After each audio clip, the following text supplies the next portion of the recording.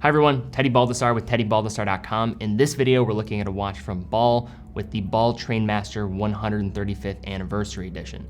So in this video and on this channel, we cover watches available for purchase on our website, TeddyBaldassarre.com, as a full authorized dealer. So in this video, full in-depth review of this timepiece. Also at the end, go into some final points of consideration. But if you have any further questions, check out the link in the description to the product page where you can learn more, book a time with one of our dedicated watch specialists, and of course, buy the watch as well. But guys, let's jump into the video, take a closer look at this watch. At noon on November 18th, 1883, the American and Canadian railway systems instituted standard time as a way to improve travel across the continent.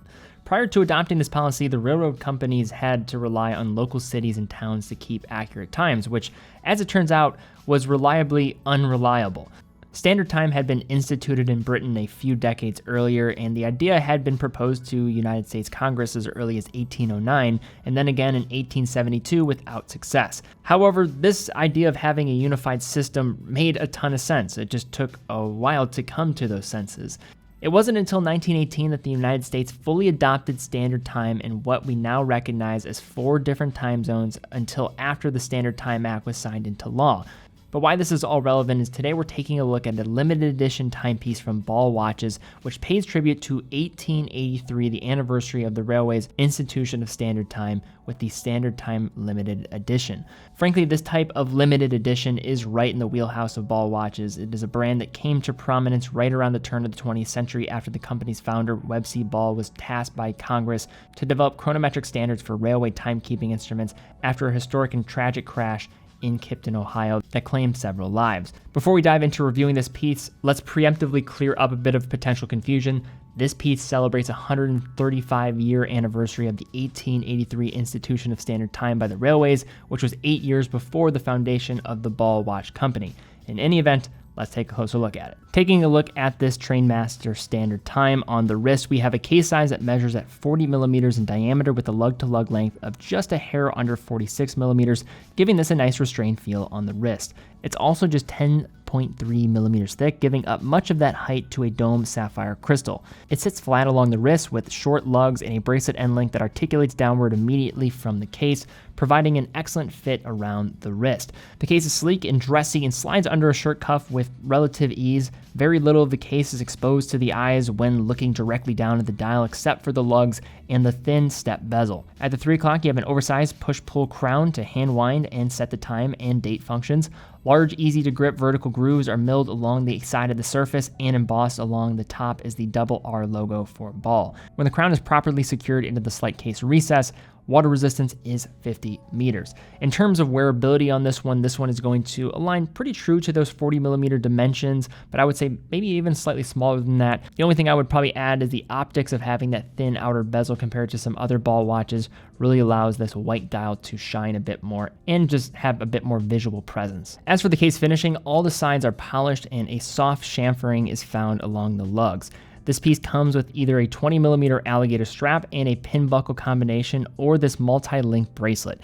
Interestingly, the bracelet is predominantly satin finish, with the exception of thin polished inner links and polished surfaces to the outsides of the external links. The 20 millimeter bracelet width extends all the way down to the hidden butterfly clasp, which is identified by the familiar double R logo where the bracelet terminates. There are plenty of sizing links, including 1/2 link on either side of the bracelet, all secured together by screws rather than pins and sleeves. The underside has a soft brush finish to smooth out any rough edges and optimize the comfort. Overall, probably one of the better and more comfortable bracelets I've handled from Ball, and just kind of has a nice drape to it when strapping it onto the wrist. Transitioning over to the dial, first we find that aforementioned dome sapphire crystal, which is treated with anti-reflective coating to help provide a clear view below. The dial is enamel and bright white, exhibiting classic reflective properties. It also spans nearly the entire case diameter, occupying a large amount of visual real estate. There are some interesting details, starting with the outer board minute track, which features the use of vertically installed micro-gas tritium tubes for the lume plots at each hour marker. If you're looking directly at the dial, you just see what appears to be typical circular plots, but when you view the dial from any angle, you can clearly see the vertical tubes extending from within the dial itself. It's a unique way for Ball to utilize their micro-gas tube technology and also add some flair to the dial. The hour markers are ornate Arabic numerals with vintage flair, exhibiting design characteristics and influence from late 19th century and early 20th century pocket watches. One noteworthy design element worth pointing out is the 7 o'clock numeral, which is a combination of the word ball and an ampersand and a C to create the number. Text on the dial is limited to the ball watch logo at the 12 o'clock with the official standard slogan and date of the foundation below. And in the lower half of the dial, automatic is found in a cursive script. At the 3 o'clock, there's a bordered date window with a matching white date disc displayed. In the center of the dial is a set of elaborate tempered blue hands, which are fitted with a single tube on each. These microtubes are applied to the surface of the hands rather than just being set inside the hand like traditional luminous material. This technique is a little visually awkward, particularly on that spade hour hand. On the elaborate syringe style minute hand, the application of the tube looks a bit more natural and fits really well with the design. As a whole, the dial and case combination has a pocket watch aesthetic that takes a good job of capturing a late 19th century style while keeping in mind the modern wristwatch buyer. This case size hasn't been sacrificed by either being too large or too small, so this is, I think, very thoughtful execution. Turning the watch over to find the exhibition case back, which is secured to the case by a series of screws. Inside beating away is the ball caliber, the RR1101, which is based off of the ETA 2824A2. In this case, a 21 jeweled variant, although there is a 25 jewel base movement that ball utilizes as well. You can identify the 25 jewel movement by a small inspection along the edge of the movement, just at the inside of the limited edition number along the right side of the case back. In terms of finishing, this one combines some radial brushing and some other finishing to the bridges and plates, while the custom rotor is decorated with some additional Geneva striping and a ball logo engraved in gold lettering. The level of finishing on this movement is nice considering the price point and does go above what many other brands typically use in this range. As for the specs, this one's beating away at 28,800 vibrations per hour, 4 Hz. It does feature hacking and hand winding, hacking again stopping the second hand when you pull the crown to the farthest position. It has a power reserve of approximately 42 hours. All right, so now to unpack looking at this watch. Now, apart from the kind of confusing name behind this piece, I think this one is probably more in line with the traditional old school designs of what Ball was creating in the early 20th century. And remembering what this brand ascended from was a tragedy in Kipton, Ohio, outside of Cleveland, Ohio, it makes a lot of sense that these were the style of designs. High contrast, typical typeface that you're going to find in the period with the numerals and the Arabics. And in this instance, some fusing of classic materials with new age execution with how the tritium is going to be housed within this watch.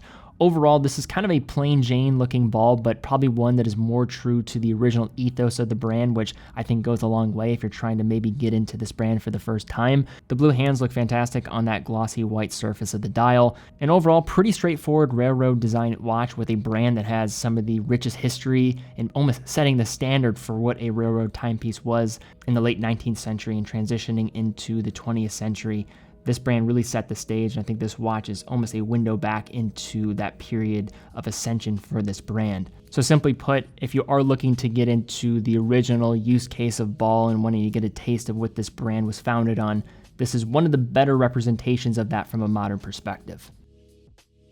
All right, guys, well, thank you again so much for watching. If you did enjoy this video, please give it a thumbs up, subscribe, and hit the bell icon. Really would appreciate that, as well as it does help out the channel. Also, if you're in the market for this watch, it is available on Baldassarre.com. We're a full authorized dealer of over 30 brands, quick and fast fulfillment, dedicated customer support, also offer a full factory warranty for all the products that we carry, unlike a lot of places online. So if something goes wrong, you don't have to pay the bill for it. We also offer price match. So if you see one of our watches for cheaper at another authorized dealer, just fill out the form. We'll be in contact with you. And again, 9 out of every $10 that we generate goes right back into the content that we're creating here, as well as on our main channel, of course. But guys, thank you again so much for watching. Be well, and I will see you all very soon.